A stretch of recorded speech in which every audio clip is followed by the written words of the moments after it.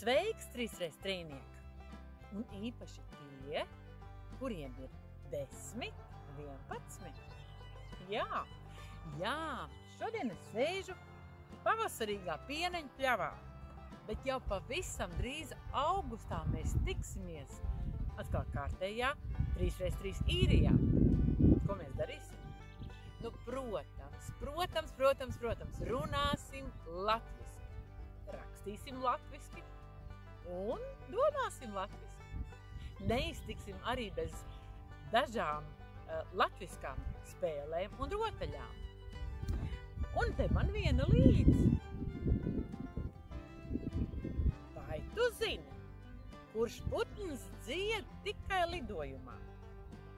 Nezini? Man ir atbilžu varianti. A. Žubīte, B. Lakstīgala, C. Lauku cīrulis vai D. Cielava. Bet pareizo atbildi uzzināsim tad, kad mēs tiksimies augustā. Tiekamies!